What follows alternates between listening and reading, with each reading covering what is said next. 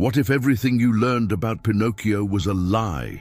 Not a harmless little fib to escape punishment, but a perverse distortion that shaped your childhood with a false sense of security. You thought it was a story about honesty, about the danger of telling tall tales and the reward of virtue. But get ready to unearth the bizarre truth. A truth that would make your fairy tale teacher break into a cold sweat. Ah, Pinocchio, the wooden puppet who dreamed of being a real boy. The classic image of a nose that grows with each fabrication. A moralizing tale about the consequences of disobedience and the importance of righteousness. We all know the sugar-coated Disney version, with Jiminy Cricket as a conscience and the Blue Fairy as a guardian angel, a vibrant fantasy full of songs and clear lessons for the little ones. But that is not the story Carlo Collodi wrote on the dark pages of his original novel. Published in serial installments in 1881 Italy, The Adventures of Pinocchio was something very, very different. It was a brutal tale, loaded with social symbolism and relentless criticism of the human condition. In this version, Pinocchio was not a mischievous and adorable puppet, but a selfish, impulsive, and frankly annoying being. He was a puppet without empathy, whose desire to be human seemed more like a quest for irresponsible freedom than for redemption. Right from the start, Pinocchio proves to be a problem. He refuses to go to school, sells his book to go to a puppet theater, and even causes his own father, Geppetto, to be imprisoned. And here we begin to unravel the first layer of the lie we were told. Geppetto, instead of a sweet and kind old man, was a poor and desperate carver whose act of creating Pinocchio was almost an outburst against loneliness and misery. Think of the antagonists, the fox and the cat. In the version we know, they are cunning swindlers, but somehow comical. In the original, they are merciless predators. Pinocchio, after being tricked and robbed of his gold coins, is hanged from a tree by the two who leave him there to die. Yes, you heard correctly. Pinocchio is murdered, hanged. The story was supposed to end right there, a grim warning to disobedient children, but public outcry demanded more. So the Blue Fairy at this point intercedes to save him, but not before forcing him to confront his lies in a terrible way, with his nose growing to the point of trapping spiders. The Blue Fairy herself was not an ethereal and benevolent figure. She was a girl with blue hair who dies and becomes a spirit, then a woman. Her figure oscillates between that of a guardian and a relentless judge. She is the personification of death and resurrection, an almost mystical entity that offers chances, but with severe, painful consequences. But what does Pinocchio really mean, beyond the surface? Some theories point to a deep social allegory. Collodi, being a writer of his time, used the tale to criticize Italian society, the lack of education, the crushing poverty, and the rampant corruption. Pinocchio is the people, easily deceived, prone to vices, and shirking their responsibilities. The island of toys, or the land of play, where boys turn into donkeys, is not just a place of fun. It is a symbol of moral decline, intellectual slavery, and the loss of one's own humanity through the abandonment of reason and work. It is a limbo, a secular hell, where childhood is consumed and the future destroyed. This is not just a literal metamorphosis, but an allegory for dehumanization through idleness and ignorance.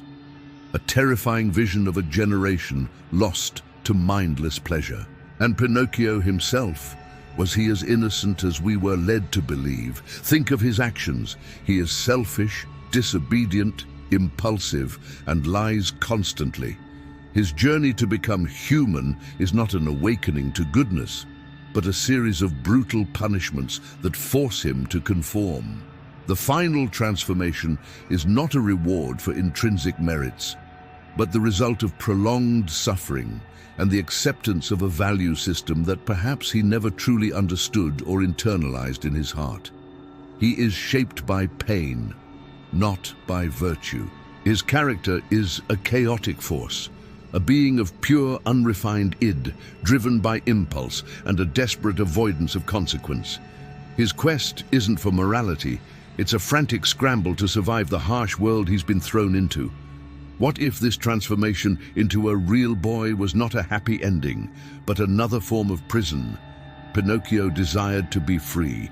As a puppet, he was, to some extent, free from social conventions, though at the mercy of his creators. Upon becoming human, he fits into the system, loses his wooden uniqueness, his puppet nature. He becomes just another in the crowd, a being with all the frailties and limitations of flesh, subject to the same rules and disappointments he once avoided. His wooden body in the original is found lying motionless in the chair, with his arms hanging down and his head turned to one side.